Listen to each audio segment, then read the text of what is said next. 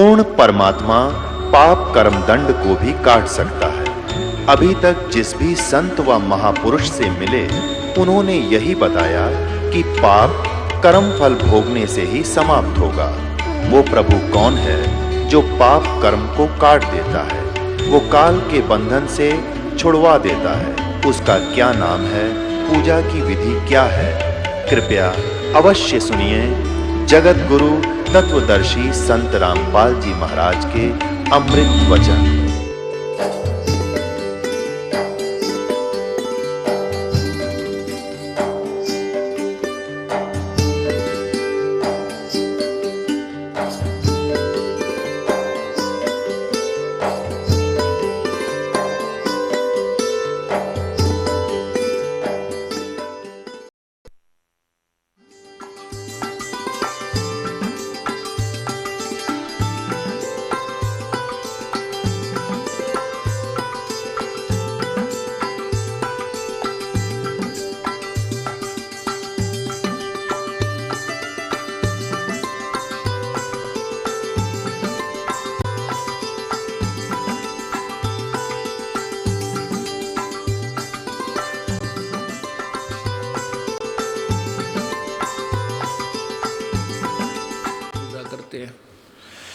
फिर परमेश्वर ने उस बालक को बहुत सा ज्ञान कराया, रुचि से सुना। फिर कहने लगे, बाबा आपका कहाँ वो लोक जो ब्रह्मा विष्णु महेश से भी ऊपर है, वहाँ भी कोई और भगवान रहता है? परमात्मा बोले, चल बेटा तुझे वो लोक दिखाता हूँ। क्योंकि परमेश्वर ने अपने गवाचार करने थे इस बिचली पीढ़ी का पेटा भरण के लिए, विश्वास दृढ़ करने के लिए कि आने वाले समय में कोई डगमग ना रह जाए और मेरे ये गवाह अपना एफिडेविट लिखकर चले जाएंगे। वही किया। अब गरीबदास जी को परमात्मा ने प्रथम मंत्र दिया और कहा, बेटा आ मेरे साथ। इतना कहते ही वो बैठे थे ऐसे जैसे सुखासन पर बैठ जाते हैं, आलती पालती मार के आम आग दिन बैठ जाता, जैसे आप जी विराजमान है। वो शरीर तो न्यू का न्यू रह गया, आत्मा निकाल ली। आत्मा ऊपर जा रही, क्योंकि आत्मा के ऊपर एक और शरीर होता, सूक्ष्म शरीर। ये तो कवर है ऊपर का। ये समझो कि जैसे सर्प निकल जाता है कैंचुली त्याग के, या तो कैंचुली हमारे ऊपर। तो ऊपर जाकर परमात्मा ने गरीबदास साहब जी को सब ब्रह्मांड दिखाए, ब्रह्मा विष्णु महेश के लोक दिखाए, और जहां जहां भी प्रभु गए सब ने नतमस्तक होकर उनके चरण लिए। धर्मराज के लोक में गए परमात्मा, धर्मराज ने भी खड़ा होकर के परमात्मा का सत्कार किया कबीर साहब का।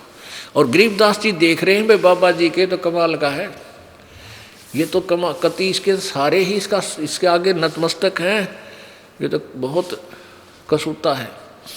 तो फिर ऊपर ब्रह्मांडों को पार करके काल दिखाया कि देख ये बैठा वो काल, ये 1 लाख प्राणी नित खाता है। और ये भोली आत्मा समझ रही है हम बहुत अच्छे लोक में रह रहे हैं। ये काल ने अपने आहार के लिए, देख गरीबदास बेटा ये सामने तपस्या 1 लाख प्राणी देख वो भूख तड़फ रहे हैं, यहाँ आ रहे हैं, पटकते जा रहे हैं और तड़फ रहे हैं। और अपने तीनों पुत्रों रजगुण ब्रह्मा सतगुण विष्णु तमगुण शिव जी के द्वारा इसने अपनी खेती फसल ये मनुष्य तैयार करवा रखे। और इसलिए उसके बाद वो काल दिखाया, क्योंकि काल जो ज्योति निरंजन है ये जो 11वें द्वार पर जहाँ से परब्रह्म के लोक में प्रवेश करते हैं वहाँ ये खुद बैठा रहता है। तो जब परमात्मा वहाँ गए और कहा गरीबदास जी से कहा, बेटा अब मैं अपना सतनाम सुमरण करूँगा, सार नाम, और देखना ये इसका मत झुक जाएगा मस्तक। वो तो लीला थी, हमें बताना चाहते थे। तो जो ही परमात्मा निकट गए और काल का सिर ऐसे हो गया, उसके सिर पे पैर रखा, क्या बेटा मेरे साथ। और उस 11वें द्वार को पार करके फिर 12वें द्वार में सतलोक में परब्रह्म के लोकों को पार करते हुए पहुंच गए। अब नीचे से जो प्रभु परमेश्वर कबीर जी यानी परम अक्षर ब्रह्म गए थे, वो एक जिंदा बाबा जी की वेशभूषा में थे। और जो परमात्मा का सतलोक में वास्तविक शरीर है, वो उसकी एक बहुत बड़े गुम्बज में बहुत बड़े स्तूप में बहुत बड़ा सफेद गुम्बज है, उसके बीच में सिंहासन लगा है, प्रभु का तख्त है यानी सिंहासन। उस पर वो तेजों में शरीर वाले प्रभु वही कबीर देव अन्य रूप में विराजमान थे, जिसके एक रोमकूप में करोड़ सूर्य करोड़ चंद्रमा मिला दे उनका प्रकाश भी फीका पड़े, इतना तेजों में शरीर उस प्रभु का है। अब नीचे से जो एक साधु रूप में गए थे प्रभु कबीर जी, अपने ही दूसरे स्वरूप जो तख्त पर सिंहासन में विराजमान थे उस पर चवर करने लगे। अब गरीबदास जी ने सोचा कि भाई भगवान तो ये है जो तख्त पर बैठा, कितना सुंदर शरीर, कितना वाहिट, कितना प्रकाश। इतना सोच ही रहे थे कि वो जो तख्त पर विराजमान था वो स्वरूप खड़ा हुआ, और जिंदा बाबा जी के रूप में जो पृथ्वी से गया था वो स्वरूप उसी तख्त पर आल ब्रह्मांड के कंट्रोलर के रूप में विराजमान हो गया, और जो तेजों में शरीर वाला प्रभु था वो चवर करने लगा, यानी जैसे नौकर करता है। अब गरीबदास जी ने सोचा भाई बाबा जी के चाड़ा है तो इस पर भगवान चवर करे, भाई बड़ा कमाल का आदमी है। तो इतने में क्या हुआ कि वो तेजों में शरीर जो था उस जिंदा महात्मा वाले शरीर में समा गया, अकेले वो जिंदा महात्मा ही वहां पर विराजमान रहेगी, और चवर जो है अपने आप घूम रहा है परमात्मा के सत्कार के लिए ऑटोमेटिकली। तब गरीबदास जी समझ गए भाई ये भगवान था जो नीचे गया था, ये लीला कर रहा था। तब गरीब परमेश्वर ने कहा जा बेटा, तेरे शरीर को फूकने वाले हैं, तेरे को मृत जानकर तेरे परिजन उठा ले गए हैं और शमशान घाट पर तुझे जलाने वाले हैं, तू वापस जा। गरीबदास जी ने कहा प्रभु मुझे वापस ना भेजो, वो तो गंदा लोक है, हे भगवान ना भेजो मुझे, यही रख लो मेरे दाता। क्योंकि वहाँ जाने के बाद तो ये ऐसा लगता जैसे सुअर लेटे रहते हैं ना गंद में, और एक बहुत अच्छी चिप्स की कोठी में कोई व्यक्ति रहता हो और उसको कहा जाए कि जहाँ ये सुअर पड़े हैं गंद में, तू यहाँ चला जा, वो नहीं जा सकता। तो सतलोक की तुलना में यहाँ के 21 ब्रह्मांड ऐसे गंदे लोग हैं, ऐसा इसमें गंध है, तो वापस इसमें क्यों करावे। जब ठीक है किसी का नशा हो गया, शराब पी रहा है, भांग पी रखी है, वो तो कितना पिड़ा रहे, उसने तो वो स्वर्ग दिखाई दे से। अब जिसकी भांग उतर गई, नशा उतर गया, उसको कैसे फिर वो कैसे पड़ा उस गंदे लोग स्थान पर नहीं जा सकता, कोई धक्का दे तो नहीं जा सकता। तब परमेश्वर ने कहा बेटा अपना उद्देश्य ये है, सारी समझा दी शॉर्टकट में, कि सब अपनी आत्मा है, काल के जाल में फंसी पड़ी है, उनको निकालना है, तू जा वापस, ये मेरा आदेश मान ले, और मैं तेरे साथ रहूँगा, तुझे वापस लेकर आऊँगा, और जा तू मेरी महिमा का गुणगान कर। उधर से क्या हुआ कि जब पाली वो गवाले दूर चले गए थे, दूध नहीं पिया था, 1-2 घंटे 3 घंटे के बाद वापस आए। उन्हें देखा रो बाबा जी तो चला गया, और वो लड़का जो लड़की का लड़का, क्योंकि ये भांजे थे वहाँ के, कि वो छोरी का छोरा यानी लड़की का लड़का कहाँ गया, कि वो बैठा वहाँ। एक भक्त एक से कहा कि जाओ तो उसको बुला के ला, उसका टाइम हो गया, अपनी गायों को घेरेगा यानी ड्यूटी देगा। उसने आवाज़ लगाई कि एक गरीबदास नाम था परमेश्वर की प्यारी आत्मा का, लेकिन गाँव वाले शॉर्टकट में बोला करें न, बोले ओ उसका गरीबू नाम दे रख रखा था, वैसे अपना जो एक न्यारा नाम होया करे गाँव में, बोले ओ गरीबू खड़ा हो, आ जा, तेरी ड्यूटी आ गई, गायें घेर। अब वो गरीबदास जी तो जा रहे सतलोक में सैल सपट्टे को, और वहाँ तो शरीर ही था। आवाज़ लगाता लगाता वो गवाला वो व्यक्ति पकड़ के बच्चे जैसे शरीर को कहने लगा, वो भगत जी खड़ा हो, तेरी ड्यूटी आ गई। अब उसको ऐसे छेड़ा, वो न्यू का गिर गया, कि उसमें आत्मा थी नहीं, तो प्राण थे ही नहीं, खत्म हो चुका था। वो तो हक्का बक्का रहेगा। उसने आवाज़ लगाई कि आ जाओ, लड़का मर गया, लड़का मर गया। वो पाली आ गए, फिर गांव में भागे गए। गांव में जो पता चला, उनके माता पिता को इकलौता पुत्र था, 12 वर्ष में हुआ था, माता पिता भी बेहोश हो गए। पुत्र की, इकलौते पुत्र की मृत्यु सुनकर हाहाकार मच गया। और छोटा सा गांव था, 30-40 घर थे उस समय, और सभी को शिहर उठे और भाग लिए उधर। जो 1.5 किलोमीटर दूरी पर, गांव से 1.5 किलोमीटर की दूरी पर वो पवित्र स्थल है जहाँ पर परमात्मा आए थे। आज भी वो यादगार उस गांव में बनी हुई है, सड़क के साथ में। ये दास आंखों देख रहा है, क्योंकि हम पहले वहीं छुड़ानी जाते थे, वहाँ हमारे गुरुदेव जाते थे। हम गरीबदास पंथ से ही अलग हुए हैं। अलग तो गरीबदास पंथ ही समझो, वैसे हम अब कबीर पंथ पहचान गए, कबीर पंथ पर चल पड़े, जो गरीबदास जी ने मार्गदर्शन किया था। और वो गरीबदास छुड़ानी वाले जो हैं वो उसी काल के जाल में ही कुमार्ग पर जा रहे हैं।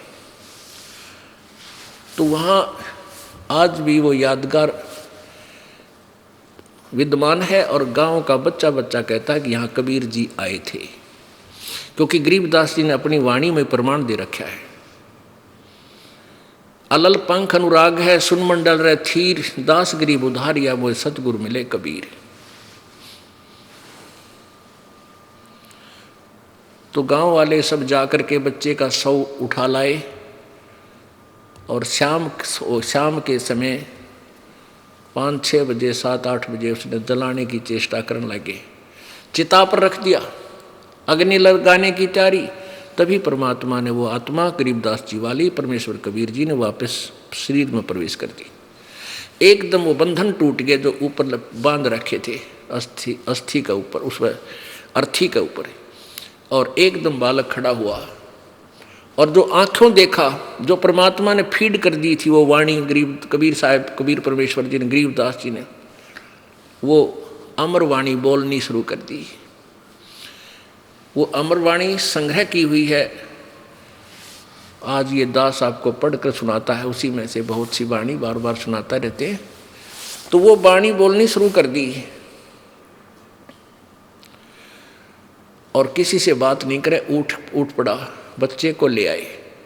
अब सबको ये हो गया कि लड़का मेंटल हो गया, पागल हो गया, क्योंकि उसने बाबा जी के जादू जंत्र का दूध पी लिया, इसलिए इसके दिमाग में फर्क हो गया।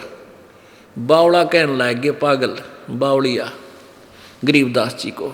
फिर ये सोचा कि चलो बच्चा जीवित हो गया, माँ बाप इसने बच्चे के देख देख कर इसको अपना जीवन पूरा कर लेंगे, इसी के साथ अपने दिन तोड़ लेंगे, ये सोचकर सब अपना संतुष्ट हो गए। अब वो बोल रहे, वो अमरवाणी जो वेदों से भी पार की है, और वो बोला जो समाज समझे नहीं, वो पागल कहने लग गया उस परम पिता की प्यारी आत्मा को।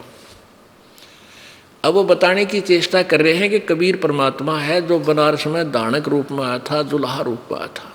इस बात ने जाट समाज का देवी ना माने, है झूठ बोल रही, तो मैं पागल हो गया, दानक ना भगवान बताओ, जुलाहे कवि ने। अब परमेश्वर को पता था कि ये गरीबदास जी द्वारा मैं अपनी महिमा पुनर्लिपिबद्ध करवा दूं, इस बीचली पीढ़ी में यू एफिडेविट काम आएगा। अब क्या हुआ कि ऐसे 3 वर्ष बीत गए।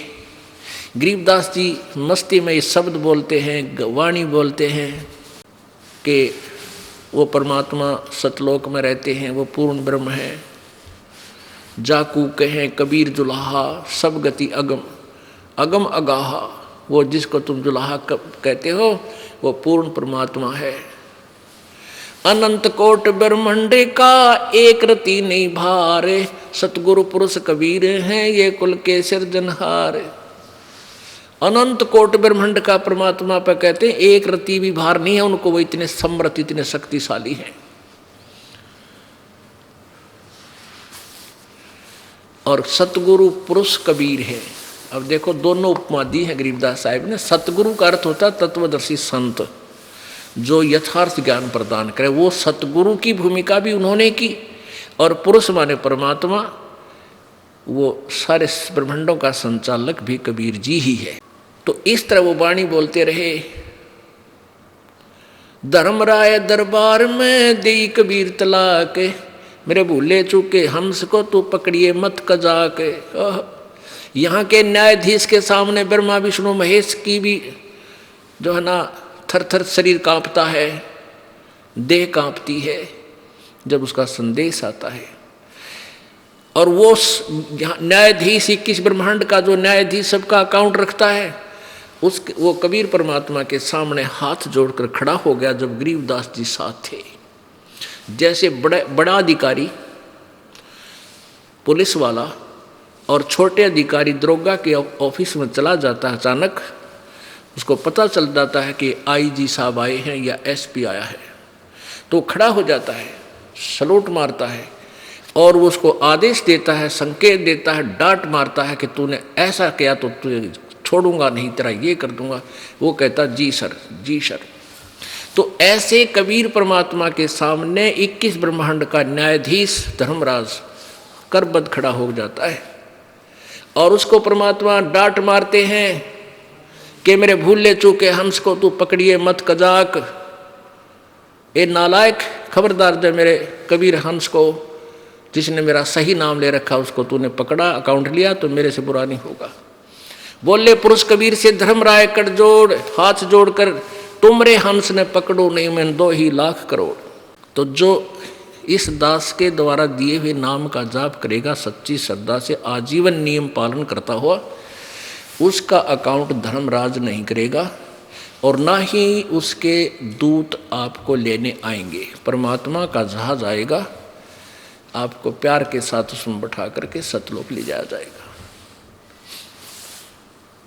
इस तरह की कथा सुनाया करते थे गरीबदास जी, लेकिन कोई नहीं मानता। बालकों में जिक्र करते, बालक अपने घर वालों को बताते, वो कहते हो तो मेंटल है बेटा, उसके पास मत बैठा करो। वो तो कबीर को भगवान बताता है, दानक को, दुल्हे को। एक दिन क्या हुआ कि एक दादू साहेब जी हुए हैं, दादू साहेब जिनको परमात्मा इसी तरह आकर मिले थे जैसे गरीबदास जी को मिले। जब दादू साहेब 7-8 वर्ष के थे, उस समय ऐसे ही परमात्मा एक जिंदा महात्मा के रूप में, बूढ़ा बाबा के रूप में, वृद्ध बाबा के रूप में आकर मिले थे और फिर उनकी आत्मा को भी सतलोक लेकर गए थे। 3 दिन और 3 रात वो अचेत रहे थे, मरे नहीं, श्वास धड़क रही थी लेकिन आत्मा यहां से बाहर थी। और तीसरे दिन वापस जब छोड़ा तो दादू साहब ने जी ने भी यही कलम तोड़ वर्णन किया था कबीर परमेश्वर की महिमा का। उन्होंने क्या कहा कि जो जो शरण कबीर की तिर गए अंत अपारे, दादू गुण के ता कहूँ भाई कैतन आवे पार। अब यहाँ दादू जी का प्रकरण इसलिए आवश्यक हो गया क्योंकि इसके साथ साथ ये लिंक भी जुड़ता है कि परमात्मा किन किन को आकर मिले और कहाँ मिले, उन्होंने क्या क्या प्रमाण दिए। जो जो शरण कबीर की वो तिरगे अंत अपारे, दादू गुण के ता कहूँ भाई कैतन आवे पार। उस परमात्मा की महिमा कितनी की गाऊं, मेरे पर गाई नहीं जाती। जो भी उनकी शरण में है वो सारे पार होंगे, पर विधिवत, नकली संतों के पास नहीं, नकली नामों से नहीं। कबीर करता आप है दूजा ना कोई, कबीर करता आप है दूजा ना कोई, दादू पूर्ण जगत को हो भक्ति दृढ़ावे सोई। दादू कहते हैं कबीर करता आप है, वो कबीर जो परमात्मा है वो आप ही भगवान है और कोई दूसरा करता नहीं है, सृष्टि रचने वाला नहीं है। और दादू पूर्ण जगत को भक्ति दृढ़ावे सोए, वो भी सत्य भक्ति भी वही आकर बताता है, पूरे संसार में और किसी के पास ज्ञान नहीं होता। ठेका पूरा होवे जब सब कोई तुझे शरीर, दादू काल चंपे नहीं जपे है जो नाम कबीर। आदमी की आयु घटे तब यम घेरे आए, सुमरण किया कबीर का दादू लिया बचाए। कि जब इंसान की आयु कम हो, समाप्त होगी तो काल आ जाएगा। लेकिन हमने तो अपने भगवान का मंत्र ले रखा था, मेरी रक्षा परमेश्वर ने की, मेरे निकट काल के दूत नहीं आए। मेट दिया अपराध सब, यानी अंगहारी पाप नाशक परमेश्वर कबीर जी हैं। मेरे सभी पापों का नाश कर दिया, दादू साहब जी कह रहे हैं। मेट दिया अपराध सब आ मिले छन माही, दादू संग ले चले कबीर चरण की छाही। सेवक देव निज चरण का दादू अपना जाने, भृंगी सत कबीर ने कर लिया आप समान। दादू अंतर्गत सभा सदा छिन छिन सुमरन ध्यान, वारू नाम कबीर पर पल पल मेरे प्राण। अब सुन सुन साख कबीर की, काल न्यवावे माथ, धन धन तीनों लोक में है दादू जोड़े हाथ। यानी क्या बता रहे हैं कि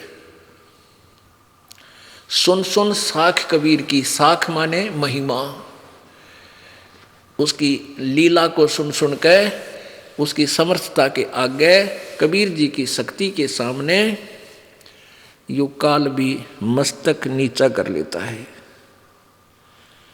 सुन सुन साख कबीर की, काल न्यवावे माथ, धन हो तीनों लोक में दादू जोड़े हाथ। केरी नाम कबीर का विषम काल गजराज, दादू भजन प्रताप से वो भाग गए सुनत आवाज। अब कैसी प्यारी तुलना की है दादू साहिब जी ने कि जैसे हाथी जो होता है, हाथी, और हाथियों का राजा गजराज यानी हाथियों में सबसे तगड़ा, उसको तो समझ लो यो काल है 21 ब्रह्मांड में इतनी ताकत वाला। और परमेश्वर कबीर जी को समझ ले बब्बर शेर, केरी। और बब्बर शेर जब धाड़ता है, कितना तगड़ा हाथी हो लीद कर देता है, इतना भयभीत हो जाता है। तो यहाँ क्या बताते हैं, केरी नाम कबीर का और विषम काल गजराज, दादू भजन प्रताप ते वो भाग्य सुनत आवाज। पल एक नाम कबीर का, दादू मन चित लाए, अस्थि के असवार को हो स्वान काल नहीं खावे। कितनी प्यारी व्याख्या की है कि जो परमेश्वर कबीर जी की शरण में आ गया, विधिवत उनके कृपा पात्र संत के माध्यम से उपदेश ले लिया, वो समझो हाथी पर बैठ गया। और सवार इसको काल को दादू साहब कह रहे हैं, ये काल समझो समान रूप है, यानी कुत्ते जितनी अक्षमता है। यहाँ हाथी से तुलना कर रहे हैं कि जो हाथी के ऊपर बैठ गया उसको कुत्ता हानि नहीं पहुंचा सकता कभी भी किसी प्रकार से। इतना आउट ऑफ रीच हो जाता, उसकी पहुंच से इतने बाहर हो गए आप, काल की मर्यादा में रहोगे। मर्यादा का मतलब है हाथी पर बैठे रहना, नीचे मत पड़ना। नीचे पड़ गिर गए तो अब वो कुत्ते तो फिर पाट देंगे आपको, वो तो पहले ही भौंक रहे हैं। आप जी फिर शरण से बाहर मत जाना। जो मर्यादा ये दास आपको बता रहा है उस मर्यादा में रहना, फिर आपके निकट ये काल नहीं आ सकता। ठीक है, दूर से भौंकते रहेंगे कुत्ते। आपने देखा होगा गांव में जब हम देखा करते हाथी आ जाता तो गांव की गली के कुत्ते सारे पीछे लाग लिया करते उसको, भौ भौ, और एक निकट नहीं आवे, रहने 50 फुट दूर भौ भौ। उनको पता है कि एक सूंड मार दिया 10 मरोगे। और पैर को हानि हाथी का मुंह में भी ना हो, कुत्ते गए गड्ढे भी को ना, उसका जबाले भी ना गढ़ते हाथी के शरीर में। तो यहाँ दादू साहब जी कितनी प्यारी व्याख्या करते हैं कि पल एक नाम कबीर का, दादू जो मन चित लावे, हाथी के असवार कोई स्वान काल नहीं खावे, उसको हानि नहीं पहुंचा सकता ये। तो आप इतने आउट ऑफ रीच हो गए, काल की पहुंच से इतने बार हो लिए। सुमरत नाम कबीर का कटे काल की पीरी, दादू दिन दिन ऊंचा हो परमानंद सुख सीरी। दादू नाम कबीर की जय कोई लेवे ओट, तिनको कभू लागे नहीं भाई काल वज्र की चोट। काल के वज्र कितने एक्सीडेंट करा देता, हमने सामने गाड़ी बढ़ गई, सारे मर जाते हैं, काट काट कर निकालते हैं। हेलीकॉप्टर से गिर गए, चकनाचूर हो गया, कहीं पर कि कोई घटना होगी। कहते हैं ऐसी घटनाएं परमात्मा की आत्माओं जो सच्ची लगन और मर्यादा में रहेंगी, उनके ऊपर इस काल का अटैक नहीं हो सकता इस तरह का। उनको कभू लागे नहीं काल वज्र की चोट।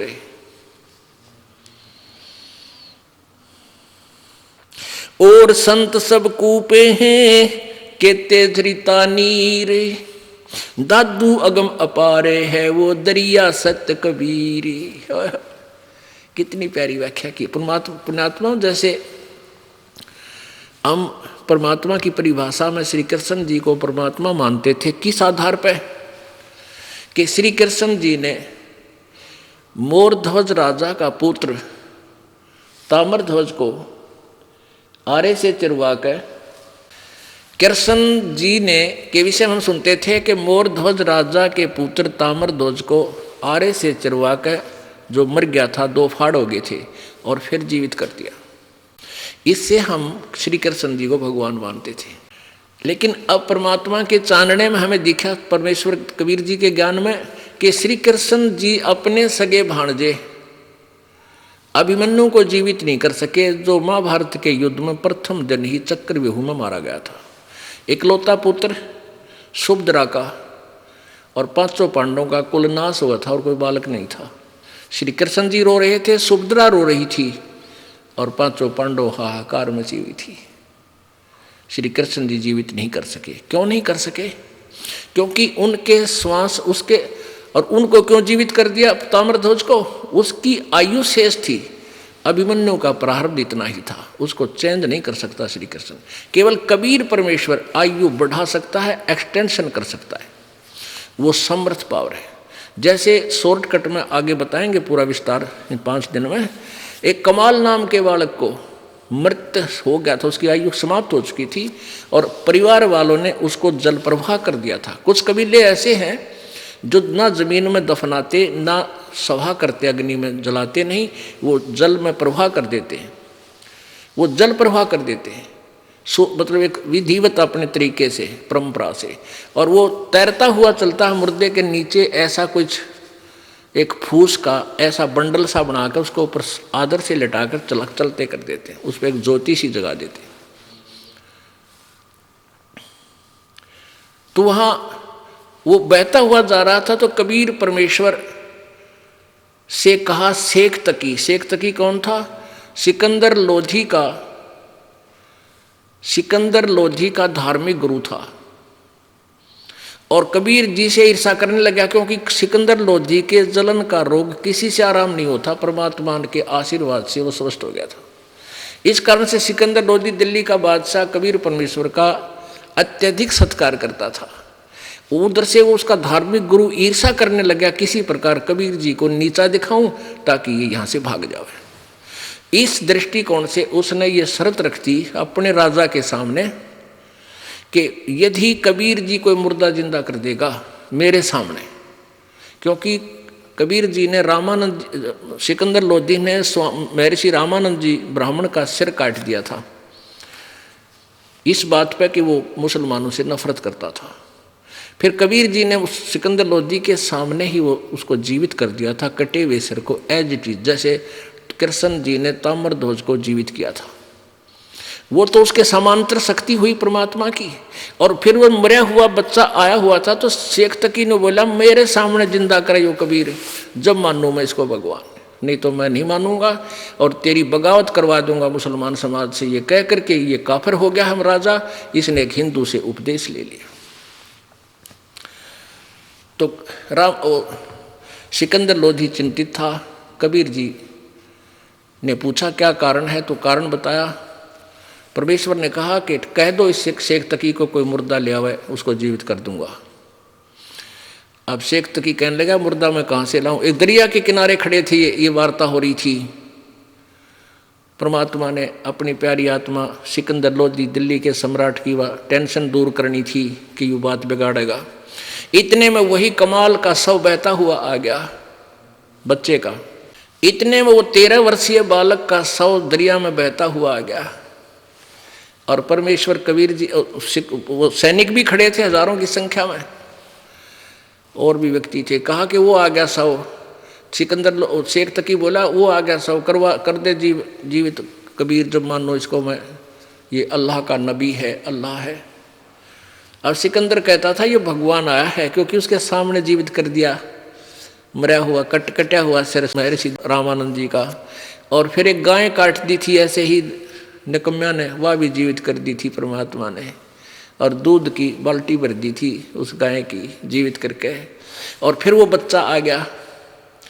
तब कहने लगा सिकंदर शेख तकी कहने लगा कि इसको जीवित कर दे, तो मानो तू भगवान है। परमात्मा ने कहा कि पहले तू कर ले, के बाद में नंबर बनावे।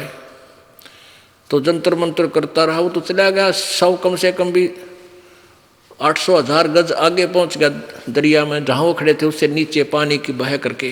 तब शेख तकी ने कहा कि तो चाहता था मुर्दा निकल जाए किसी तरह, मुझे लगा दिया इसमें, हैं जब जानो ये भी कर दे।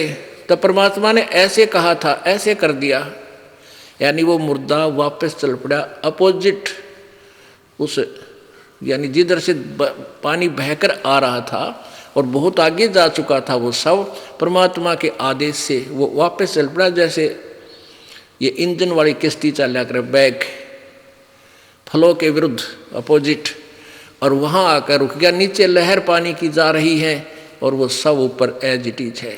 तो परमेश्वर ने कहा कि हे जीवात्मा जहाँ भी है, मेरे हुक्म से, कबीर हुक्म से इसमें प्रवेश कर और बाहर आ जा। इतना ही कहा था मालिक ने। उसी समय वो मुर्दे में ऐसे कंपन हुई, लड़का एकदम खड़ा होकर और बाहर आकर दंडवत प्रणाम किया। बोलो सतगुरुदेव। अब इससे वहाँ उपस्थित लोगों ने कहा कि कमाल कर दिया कबीर जी, कमाल कर दिया। उस बच्चे का नाम कमाल रख दिया और अपने साथ अपने पुत्र के रूप में परमात्मा ने उसको रख लिया। अब ये दास क्या कहना चाहता था, दादू साहेब की इस वाणी को क्लियर करने के लिए, और संत सब कूप हैं केते झरीता नीर, दादू अगम अपार है ये दरिया सत्य कबीर। अब जैसे और संतों की, भगवानों की महिमा भी कुछ मिलती जुलती है। जैसे एक तो कुएं में जल है, कूप में, एक कोई झरना बह रहा है, झरीता नीर, वो सीमित होता है, वो सफिशिएंट नहीं होता। एक जैसे छोटा सा तालाब होता है। अब ऐसे समझो कि कुछ तो संत जिनकी तुम महिमा से परिचित हो भगवानों की, उनमें से समझो कुछ तो कूप हैं, वो भी काम चलाओ जल सहारा दे देते हैं। और कुछ जरीता नीर यानी झरने बह रहे हैं थोड़े बहुत, वो भी कुछ क्षेत्र में राहत दे देते हैं। लेकिन दादू अगम अपार है, वो दरिया सत कबीर हो दरिया, जिसके पानी का कोई और छोर ना हो। उसमें तो कितनी नहर भी निकाल ले, नहा भी ले, धो भी ले, कितनी सच्चाई कर ले, फिर भी उसका अंत नहीं। यानी इतनी सुप्रीम पावर है कबीर जी। और दूसरे हैं वो छोटी मोटी राहत वो भी दे देते हैं, लेकिन वो पूर्ण मोक्ष नहीं कर सकते, आपके आयु में वृद्धि नहीं कर सकते, आपके प्रारब्ध में परिवर्तन नहीं कर सकते। अन्य संत ना भगवान, केवल कबीर परमेश्वर परम अक्षर ब्रह्म ही आपके प्रारब्ध को चेंज कर सकता है।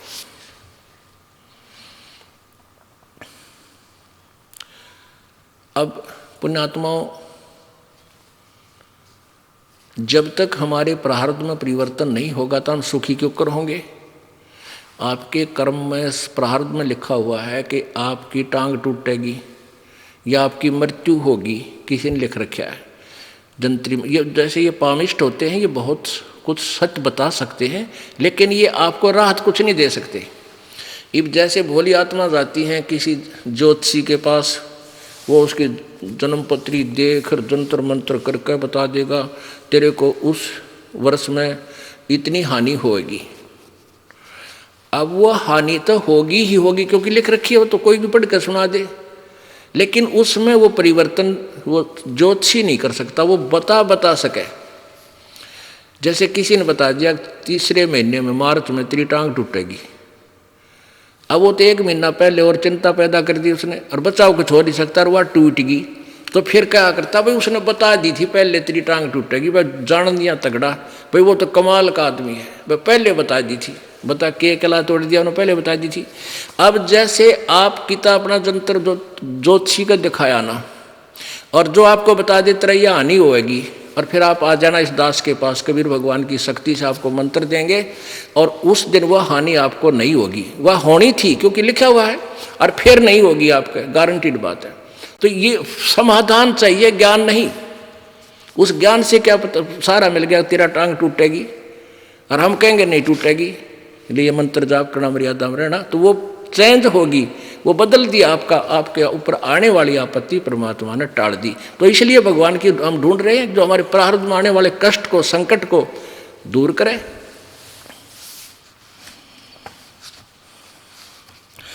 और संत सब कूप हैं केते झरीता नीरे, दादू अगम अपार है ये दरिया सत्य कबीरे। दादू नाम कबीर का सुन के कापे काले, नाम भरोसे नर चले भाई हो अनबा का बाले।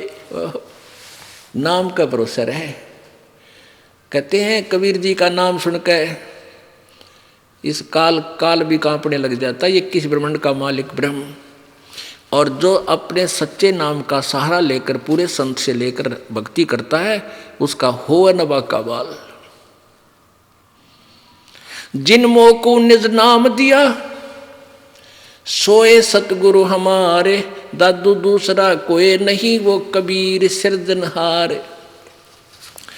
अब इस दादू पंथ का एक अनुयायी, एक गोपाल दास नाम का एक व्यक्ति गृहस्थी था, वो फिर अपने बाल बच्चों से निमट कर शादी उनके ब्याह करके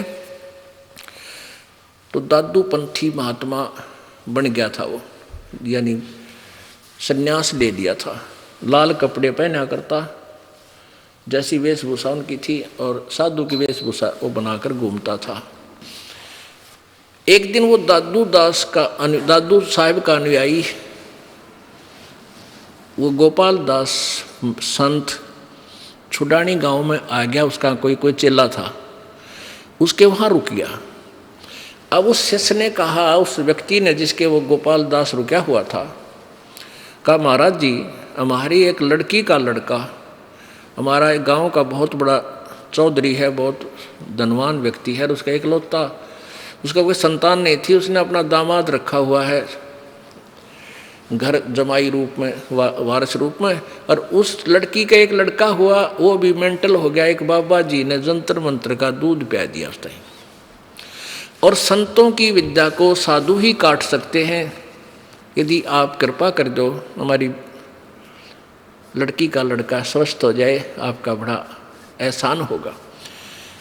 अब वो दादू पंथी एक आधा कोई झाड़ा जुड़ा ला के भूत बात काट दिया करता, उसने सोची वही साहेब पाओगा इनके, कहने लगा भाई बुला ले। अब वो व्यक्ति गया, उस शिवलाल नाम था गरीबदास जी के नाना जी का, और कहा कि ऐसे ऐसे एक हमारे यहाँ संत आ रहे हैं और इस लड़की के लड़के को उसको दिखा देते हैं। वो कहे मैं ठीक कर दूंगा। तो 5-7 भक्त आदमी और वो लड़का गरीबदास जी और उनका नाना जी लेकर आ गए।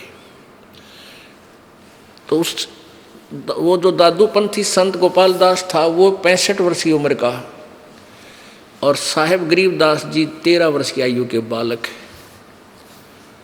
उस बालक से पूछा, उस दादूपंथी संत ने कहा कि बेटा वो कौन था जो तुझे एक जादू जंत्र का दूध पिला गया? अब वो तो परमात्मा की चेतना से, परमात्मा से परिचित होने के बाद उनका अंतःकरण खुल गया था, दिव्य दृष्टि खुली थी, वो जान गए गरीबदास जी की दादूपंथी संत है। तो क्या कहा परमेश्वर की वाणी, जो कबीर परमेश्वर ने उनमें ज्ञान फीड किया था, उसके आधार से क्या बोले? गरीबदास जी ने कहा, हम सुल्तानी नानक तारे दादू को उपदेश दिया, जाति जुलाहा भेद न पाया वो काशी माहे कबीर हुआ। अब जो कारण तरले भाषण का मारी वो दादू जी के जो अनुयायी था उसको बता दिया कि हम सभी यानी मैं गरीबदास और अब्राहिम सुल्तान अधम वो मुसलमान धर्म में उत्पन्न और नानक जी जो सिख धर्म का प्रवर्तक और दादू जी, इन सभी को जिसने पार किया वो जाति जुलाहा भेद नहीं पाया, काशी माहे कबीर हुआ। हम सुल्तानी नानक तारे दादू को उपदेश दिया, जात जुलाहा भेद न पाया वो काशी माहे कबीर हुआ। वो कबीर काशी वाला दोबारा आकर मुझे प्रकट हुआ, सतलोक से चलकर आए। क्योंकि सन 1518 में परमेश्वर मगहर से सहस्री चले गए थे 1518 में, और गरीबदास जी को आकर मिले वो 1727 में। 199 वर्ष बाद यानी मगहर से सहस्री जाने के सतलोक से वापस 199 वर्ष बाद फिर आए, 200 वर्ष बाद समझ लो। सन यानी सन 1717 और सन 1518 ये फिर 27 यानी 210 वर्ष 209 वर्ष समझ लो। तो वो परमात्मा फिर आए तो कहते हैं हम सुल्तानी नानक तारे और दादू को उपदेश दिया, नाम जात जुलाहा वो दानक कबीर काशी माए कबीर, जात जुलाहा उसका भेद नहीं पाया, वो काशी माए कबीर वो परमात्मा मिले थे मुझे आके। अब कबीर परमेश्वर की महिमा दादू पंथ, दादू साहब के ग्रंथ में भी कलम तोड़ लिखी हुई है, इसको वो दादू पंथी भी पढ़ रहा था। अब इस तरह काफ़ी परमात्मा फिर तो गरीबदास जी लगे रहे, वह वाणी सुनाते रहे। गैबी ख्याल विशाल सतगुरु अचल दिगंबर थीर है, भक्ति हेत काया धराए वो अवगत सत कबीर है। वो सारी कथा सुनाई परमात्मा की महिमा की, जैसे हम ब्रह्म वेदी में सुनते हैं गाते हैं। गैबी ख्याल विशाल सतगुरु अचल दिगंबर थीर हैं, भक्ति हेत काया धरे आए अवगत सहत कबीर हैं। नानक दादू अगम अगाधू तेरी जहाज खेवट सही, सुख सागर के हंस आए भक्ति ही रंबरे उर्धरी। कोटि भानु पर कास पूर्ण रोम रोम की लार है, अतल अभंगी है सतसंगी अवगत का दीदार है। धन सत्य गुरु उपदेश देवा 84 ब्रह्म मेट ही, तेज पूंज आन देह धर कर इस विधि हमको बैठ ही। शब्द निवास आकाश वाणी यो सत्य गुरु का रूप है, चंद सूरज ना पवन ना पानी न जा छाया धूप है। रहता रमता राम साहेब अवगत अलह अलेख है, भूले है पंथ विटम्बवादी वो कुल का खाविंद एक है। रोम रोम में जाप जप ले अष्ट कमल दल मेल है, सुरत नरत को कमल पठावो जहाँ दीपक बिन तेल है। हरदम खोज है नोज हाजर तिरवेणी के तीर हैं, दास गरीब तबीब सतगुरु बंदी छोड़ कबीर हैं। हरदम खोज है नोज हाजर तिरवेणी के तीर हैं, दास गरीब तबीब सतगुरु बंदी छोड़ कबीर हैं।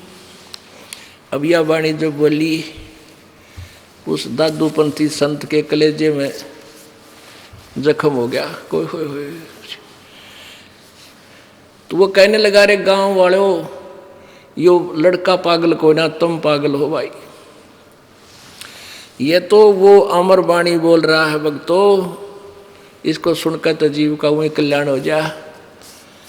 तो उसने एक 65 साल का वृद्ध और एक 13 वर्ष के बालक के सामने हाथ जोड़ कर न्यू बोले, ए महाराज जी, या अमृत वाणी लिखवा दे मेरे को। ये तो बहुत प्यारी और बहुत ऑथेंटिक वाणी है। और कहने लगे, रे इसने तो भगवान मिले भाई, ये तो परमात्मा परिचित है, परमात्मा का प्रत्यक्ष दृष्टा संत है, तुम इसको बावड़ा मत कहो। तो गरीबदास बालक तो चल पड़े आगे आगे, बाबा जी का दिमाग सेंटर में लाना है।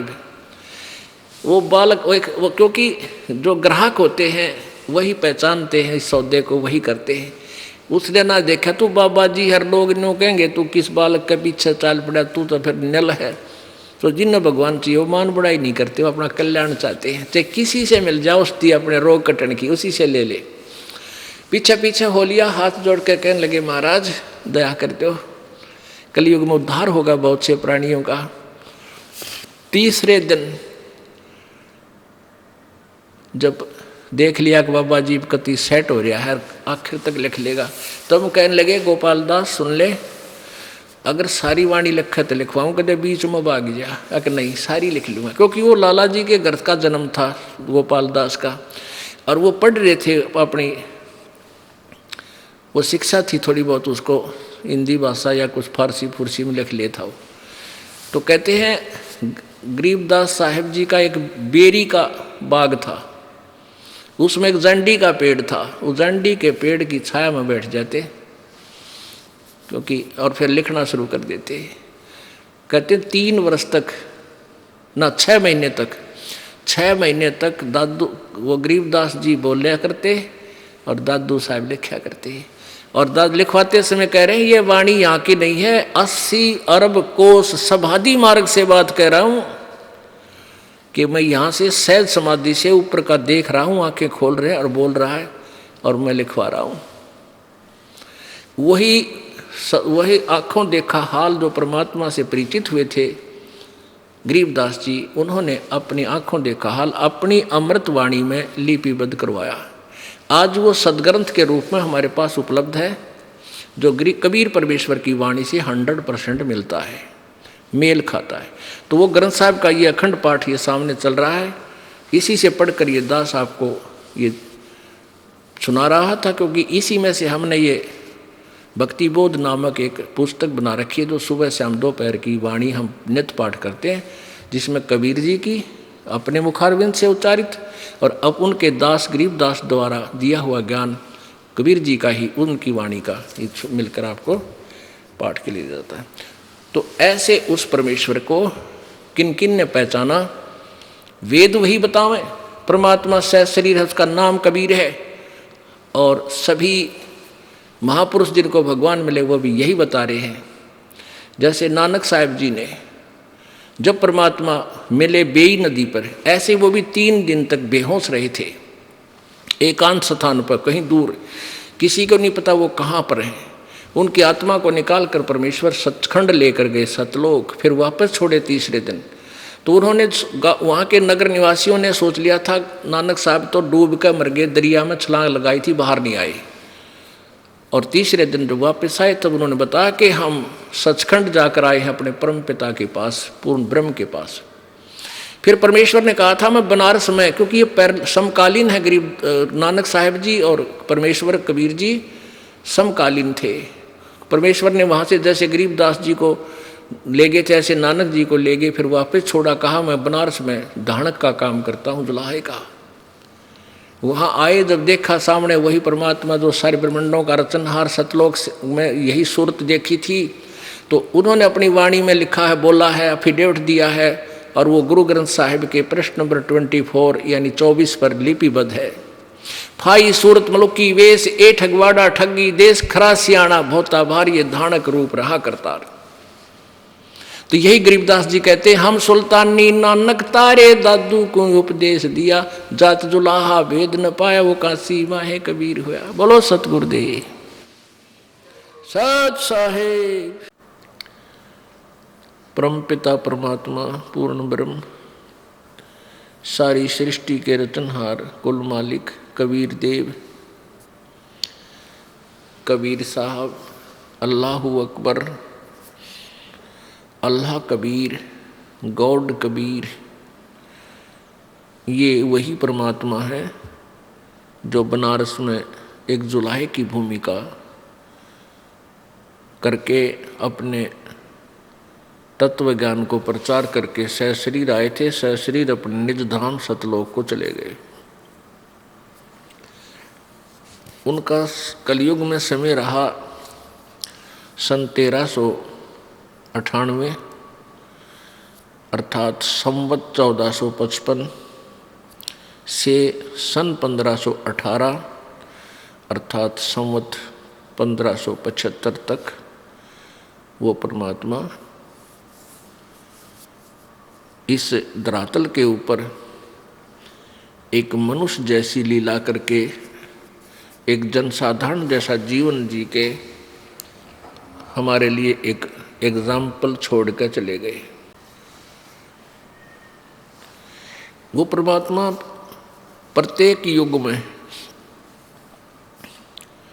एक ऐसा जीवन जीते हैं, एक ऐसा जीवन व्यतीत करते हैं, एक जनसाधारण मनुष्य जैसा, और जैसे आम व्यक्ति कर्म करते हैं ऐसे ही कर्म करके परमात्मा एक उदाहरण हमारे लिए पेश करते हैं कि बच्चों, परमात्मा पाने के लिए विशेष आडंबर या कठिन साधनाओं की आवश्यकता नहीं है।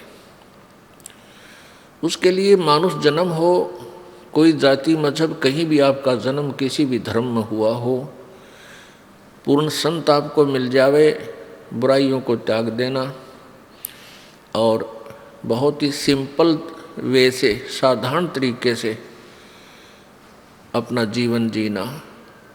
परमात्मा पाने के लिए जंगल पहाड़ों पर या जंगल में जाना आवश्यक नहीं है। भक्ति करने से बात बनेगी। आप अपना कर्तव्य करते हुए, अपना जो आपका स्वाभाविक कर्म है, इनको करते हुए परमात्मा प्राप्ति कर सकते हो। उसके लिए वे स्वयं ही एग्जाम्पल बनते हैं, उदाहरण बनते हैं। परमेश्वर ये दिखाकर गए थे कि मेरे से निर्धन कोई नहीं हो सकता। एक झोंपड़ी में रहना, माता पिता थे मोह बोले, परमात्मा के माता पिता नहीं थे, लेकिन नीरू नीमा नामक एक जुलाहे ने, दंपति ने उनको परमात्मा को कमल के फूल से उठाया था और अपने बच्चे की तरह पालन पोषण किया था। वो भी लीला थी परमात्मा की, ना तो जो सबका धारण पोषण करता उसका पालन पोषण कौन कर सकता है। उन्होंने एक लीला दिखानी थी, अपना जीवन एक मनुष्य की तरह ऐसे ही ये लीला करनी थी, प्रत्येक युग में करते आए हैं। उसमें अपने दो मुंह बोले माता पिता, दो बच्चे थे जो मुर्दे जीवित किए थे। लड़के का नाम कमाल, लड़की का नाम कमाली था।